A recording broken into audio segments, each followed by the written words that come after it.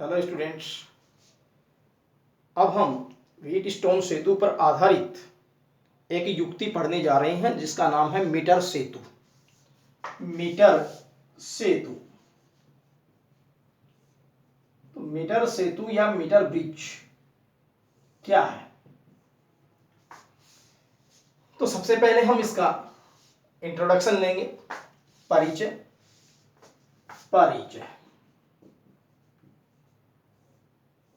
तो मीटर सेतु क्या है? यह एक ऐसी युक्ति है जिसकी सहायता से हम किसी अज्ञात प्रतिरोध का मापन कर सकते हैं। तो मीटर सेतु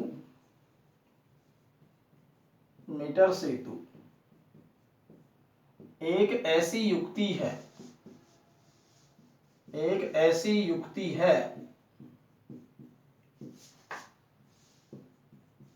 जिसकी सहायता से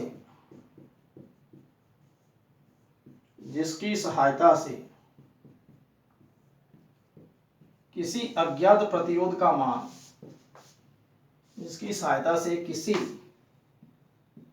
प्रतिरोध का मान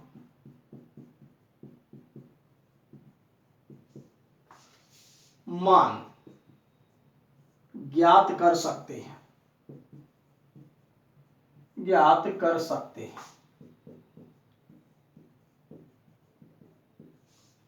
ये तो हो गया इसका परिचय।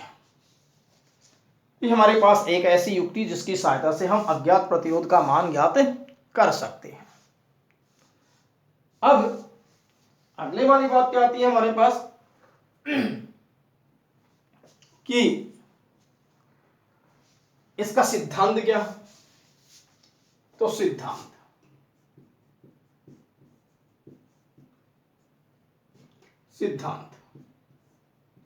यह युक्ति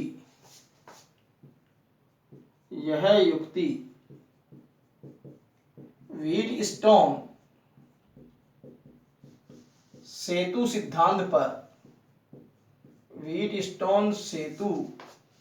सिद्धांत पर आधारित है।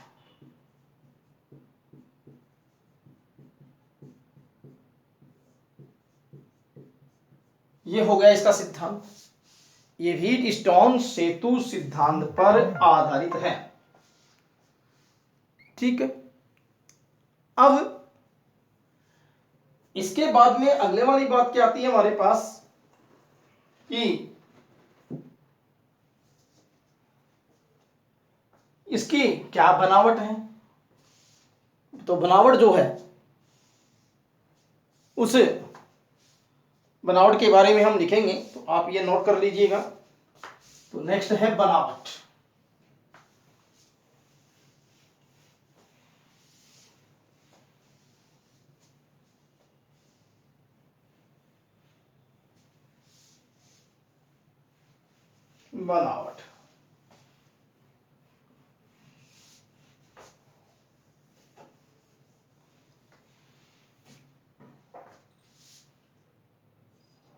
अगले वाली बात जो है कंस्ट्रक्शन में हम कैसे लिखेंगे बनावट, देखिएगा। यहां आपके पास में एक ये जो है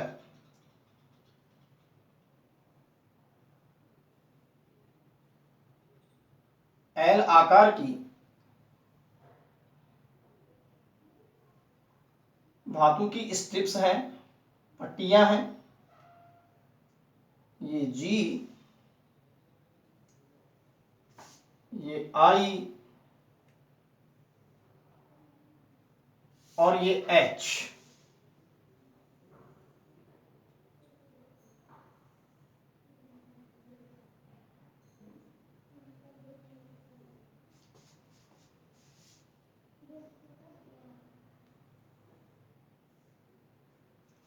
तो ये जी आई एच, ये दो एल शेप की और एक ये आई शेप की। अब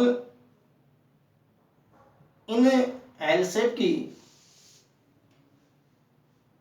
पट्टियों के मध्य यहाँ 1 मीटर ये लंबा वायर होता है, मैग्नीन या कॉन्स्टेंटन का बना।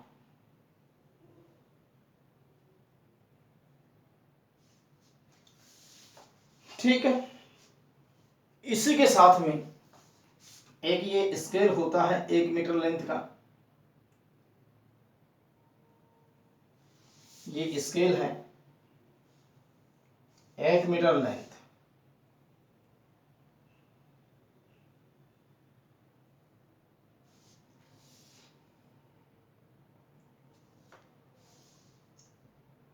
एक मीटर लेंथ का ये स्केल भी इसमें लगा होता है।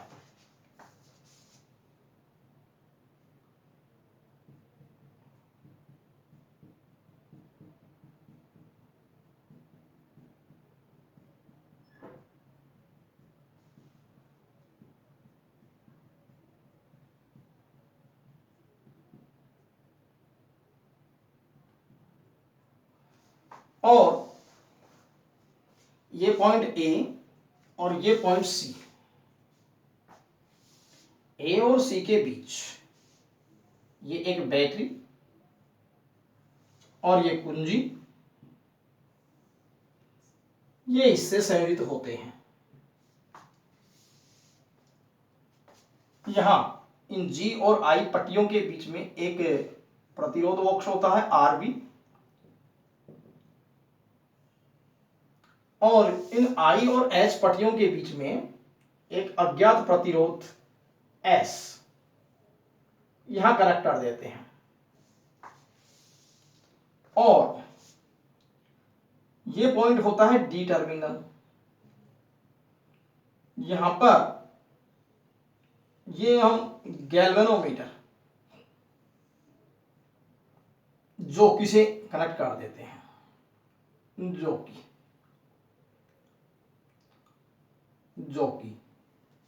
जोकी जो है एक कुंजी होती है जिससे हम इस तार के ऊपर कहीं भी कांटेक्ट कर सकते हैं।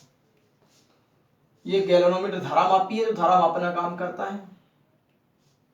अब ये जो पॉइंट है ये पॉइंट बी का काम करता है। इस डिस्टेंस को हम ए से मेजर करते हैं, ये डिस्टेंस हमारे पास में एल होती है, और बाकी जो लेंथ है आपके पास वो 100 माइनस एल होती है, क्योंकि 1 मीटर लंबा वायर है जो स्क्रू से यहां पर खिंचा हुआ है इस ए और सी टर्मिनल के बीच में। अब इसकी हम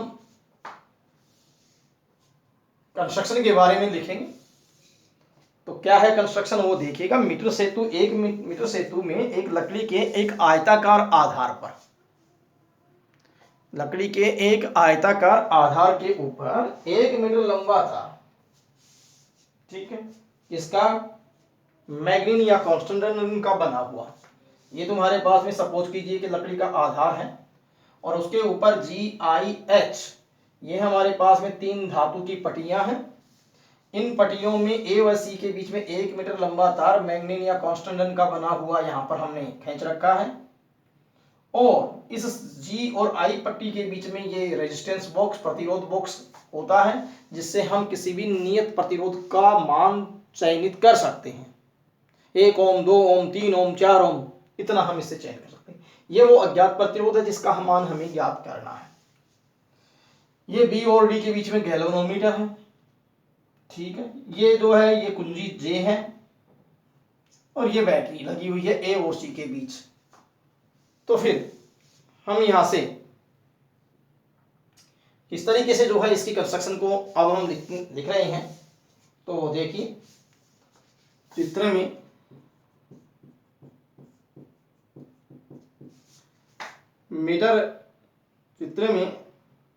मीटर सेतु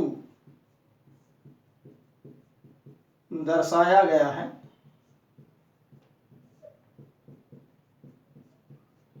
जिसमें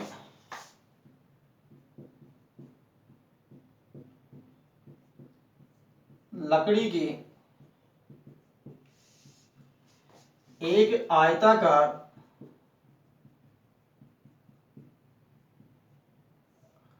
आधार पर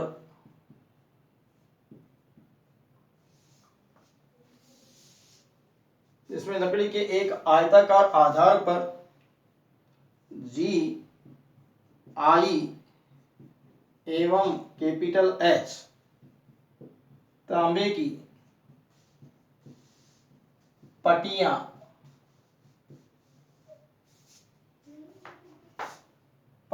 व्यवस्थित होती हैं।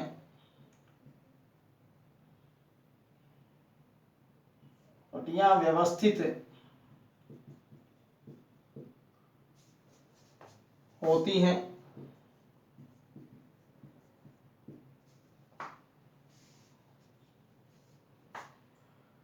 तथा पट्टियों जी एवं सी के मध्य तथा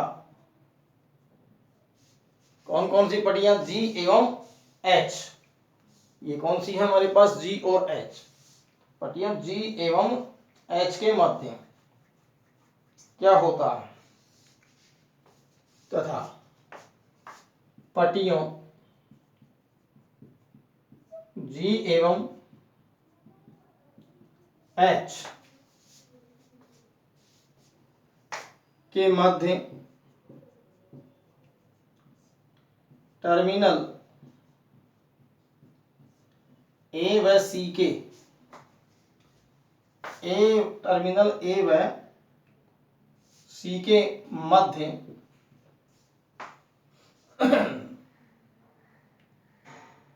मध्य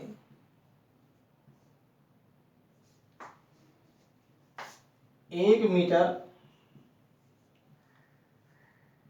लंबा तार मैग्नीन या कॉन्स्टेंटन, मैग्नीन या कॉन्स्टेंटन, तो मैग्नीन या कॉन्स्टेंटन, ठीक है, मैग्नीन या कॉन्स्टेंटन खींचा होता है।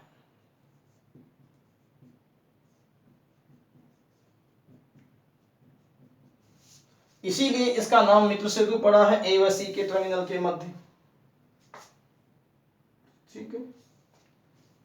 इस तार के समांतर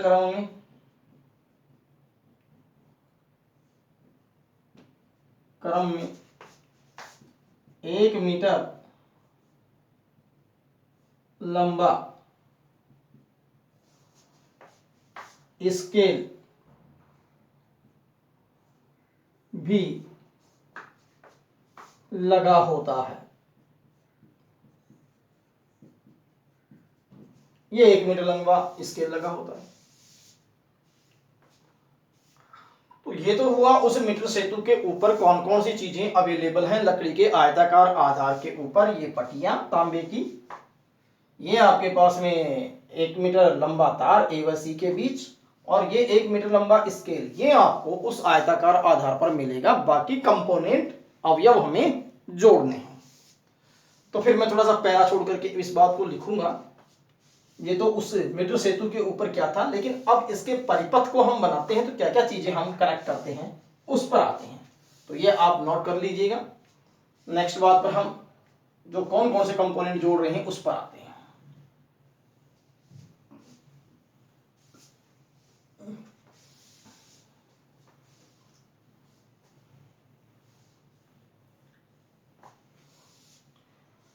तो देखिए यहां टर्मिनल ए व सी के बीच में एक बैटरी कुंजी के सहित संयोजित करते हैं, और ए व डी टर्मिनल के बीच में प्रतिरोध बॉक्स, सी व डी टर्मिनल के बीच में ये अज्ञात प्रतिरोध, और बी व डी टर्मिनल के मध्य ये गैल्वेनोमीटर जो कि सहित संयोजित होता है। तो ये चीजें हम लिखने जा रहे हैं। परिपथ में क्या क्या हमने जोड़ा। तो फिर टर्मिनल ए व सी के मध्य बैटरी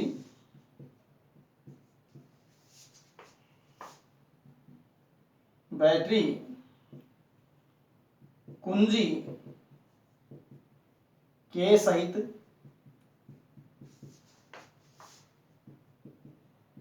संयोजित होते हैं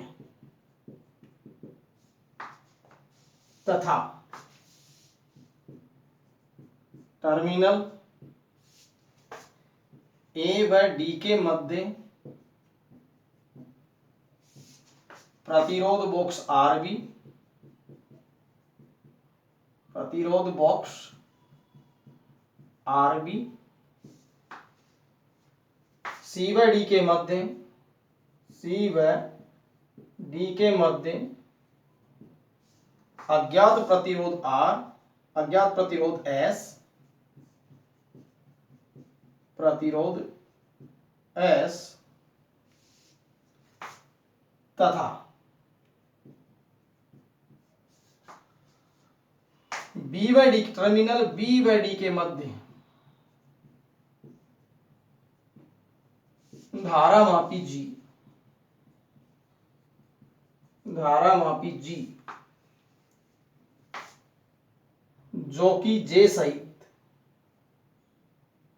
जो कि जे सहित संयोजित होते हैं।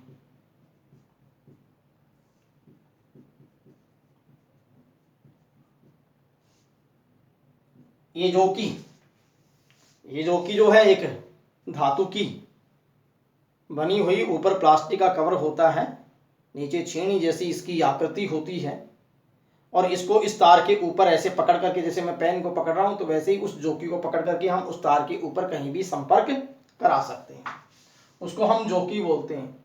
तो धारा मापी जी जोकी जे सहित संयोजित होते हैं। ये तो हुआ हमारे पास में इसका कंस्ट्रक्शन कि क्या क्या हमने उसके ऊपर अवयव जोड़े हैं। अब आती है बात हमारे पास में बनावट के बाद में कि इसकी कार्यविधि क्या है, वर्किंग। तो वर्किंग पर आई तो फिर कार्यविधि, कार्यविधि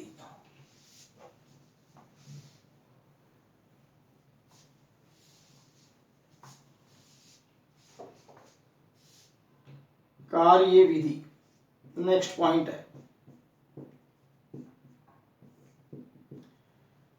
तो कार्यविधि समझने के लिए कि कैसे हम इस अज्ञात प्रतिरोध एस का निर्धारण करेंगे, यहां हम सबसे पहले इसमें से एक प्रतिरोध आरबी में से एक प्रतिरोध का मान चुनेंगे। प्रतिरोध का मान चुन करके इसके अंदर हम एक जो है कुंजी लगाएंगे। कुंजी लगाने से इसमें धारा बहेगी, किसके अंदर, इस तार एसी के अंदर। अब इस जोकी जे को पहले हम ए पर कांटेक्ट में लाएंगे और धारा मापी का विक्षेप देखेंगे। फिर उसके बाद में जोकी जे को इसको यहां कांटेक्ट में लाएंगे सी पर, फिर विक्षेप देखेंगे। इसका मतलब धारा मापी जो है, धारा मापी ऐसे होता है कि 30 अंश इधर होते हैं, 30 अंश इधर होते हैं। ये धारा मापी का जो संकेतक है वो सपोज कीजिए कि यहाँ ए पर कांटेक्ट करवाने पर यहाँ आपके पास में ये संकेतक ऐसे विक्षेपित हुआ, और फिर आपने इस जोकी को यहाँ की बजाय यहाँ कांटेक्ट में किया, तो फिर ये डिफ्लेक्शन जो था वो इस साइड चला गया। इसका मतलब जैसे जैसे हम इसको टच करवाते हुए चलेंगे तो ये विक्षेप ऐसे ऐसे घूमता घूमता 0 से होता हुआ ये यहाँ पर जाते जाते ठीक विपरीत स्थिति में आ जाएगा, अर्थात तार के ऊपर कहीं ना कहीं 0 विक्षेप स्थिति जरूर होगी।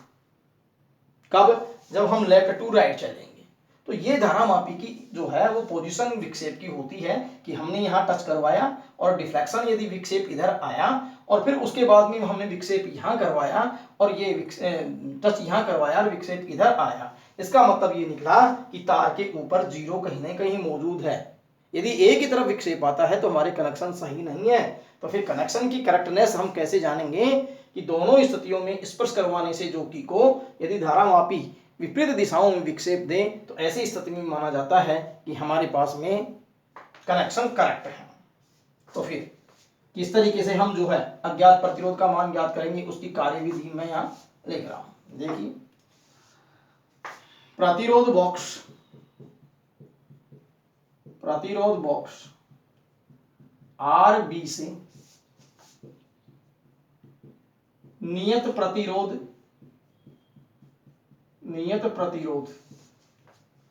आर का चयन कर परिपथ में कुंजी के लगाते हैं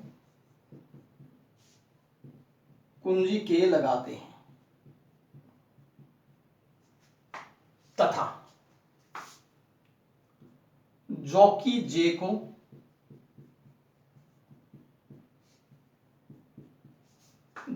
जे को टर्मिनल ए व तत्पश्चात टर्मिनल सी पर स्पर्श कराने से धारामापी का विक्षेप विपरीत दिशाओं में प्राप्त करते हैं। विपरीत दिशाओं में प्राप्त करते हैं। ठीक है, इस स्थिति में हमारे कनेक्शन करेक्ट कहे जाएंगे, दिशाओं में प्राप्त करते हैं। तब संयोजन यथार्थ माना जाता है। तब संयोजन यथार्थ माना जाता है। ठीक है, एक बार फिर रिपीट कर रहा हूं। आर बी से कितना प्रतिरोध का चयन किया, आर का, कुंजी लगाई, धारा प्रवाहित की, जो कि जे को कहां टच करवाया, ए पर, फिर कहां करवाया, सी पर, धारामापी का विक्षेप देखा, विपरीत दिशाओं में आया, हमारे कनेक्शन करेक्ट है। अब इस मीटर सेतु के तार पर एक ऐसा बिंदु, ये सपोज कीजिए बी जो है, ऐसा बिंदु बी लेते हैं या चयन करते हैं या ढूंढते हैं कि जहां धारामापी कोई विक्षेप ना दे। तो हमने पढ़ा था व्हीटस्टोन सेतु में कि जब बीडी भाग में धारा प्रवाहित नहीं हो, धारामापी विक्षेप ना दे, तब व्हीटस्टोन ब्रिज संतुलन अवस्था में होता है और उस अवस्था के अंदर हमारे पास में P by Q equal R by S होता है। तो तुम्हारे पास जो AB तार है वो कैसे प्रतिरोध की तरह काम करेगा, P की तरह। B से C तक का जो तार शेष रह गया वो कैसे प्रतिरोध की तरह काम करेगा, Q की तरह। और जब संतुलन अवस्था आ जाएगी तो इतने भाग का प्रतिरोध P बटे में इतने भाग का प्रतिरोध Q बराबर ये प्रतिरोध R बटे में S हो जाएगा। तो फिर ये आप नोट कीजिए, कार्य विधि का हिस्सा चल रहा है, मैं इसको आगे फिर और लिखता हूं। तो देखिए क्या है, नोट करते हुए जाइए। यथार्थ संयोजन यथार्थ माना जाता है। तो फिर आगे क्या होगा, अब जो कि जे की सहायता से मीटर सेतु तार पर, अब जो कि जे की सहायता से मीटर सेतु तार पर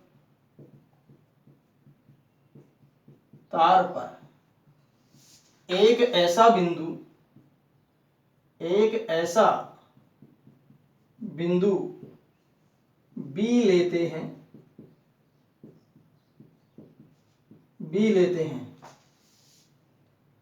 जहां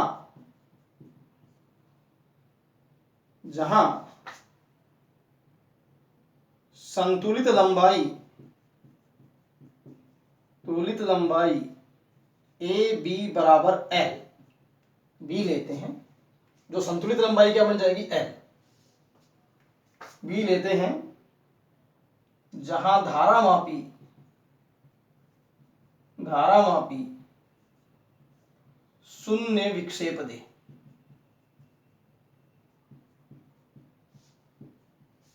इस अवस्था में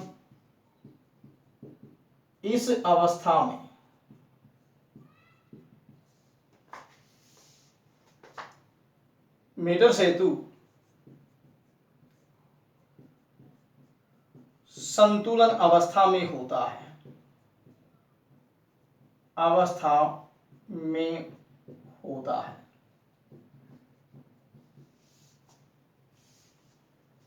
तब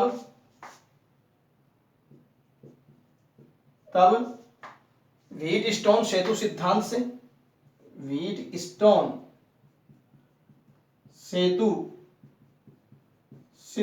से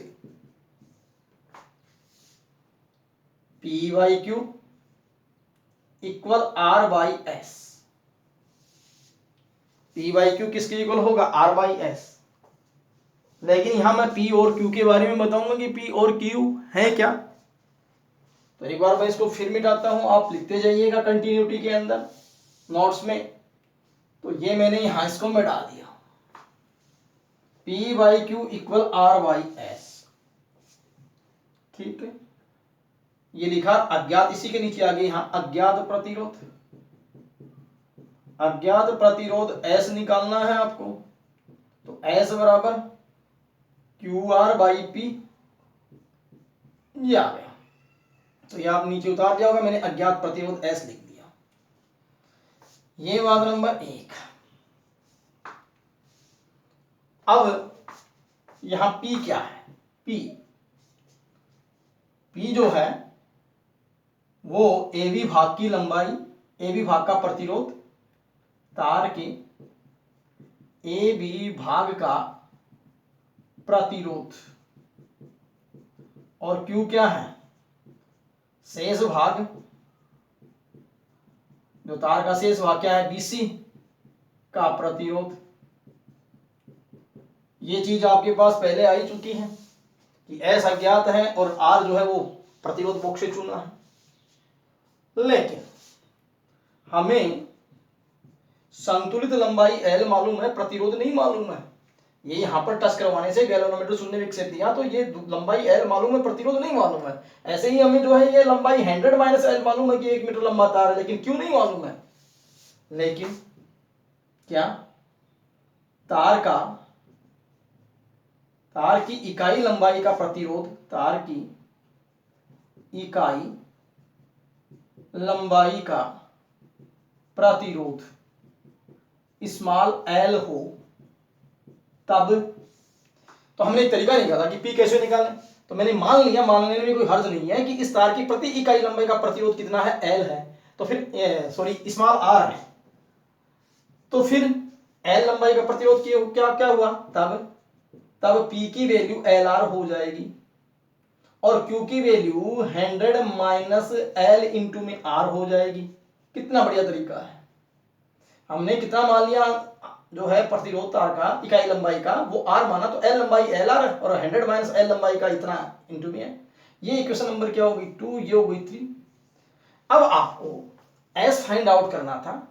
P और Q की वैल्यू आपने इस तरीके से ले ली और R आपको नॉन था क्योंकि प्रतिरोध बॉक्स से चयन किया था। तो फिर यूज कर लें 1, 2 व 3 से। तो 1, 2 व 3 से अज्ञात प्रतिरोध S का मान, Q की वैल्यू कितनी रखें? 100 - L इंटू में R अपोन में किसकी वैल्यू? इंटू में R है और अपोन में LR। ये किसकी वैल्यू? P की। अब बोलो जो आपने मान ली थी बात वो तो कैंसिल हो गई, हमें नहीं चाहिए इकाई लंबाई का प्रतिरोध। हमें S निकालने के लिए सिर्फ और सिर्फ संतुलित लंबाई L और जो है कि प्रतिरोध बॉक्स में कितना प्रतिरोध का चयन किया था उसकी वैल्यू हमें मालूम होनी चाहिए। तो आपने देखा होगा यहां पर अज्ञात प्रतिरोध हम S निकाल रहे हैं, तो S निकालने के लिए केवल व केवल आपको संतुलित लंबाई चाहिए और कितना प्रतिरोध का चयन हमने किया था ये चाहिए।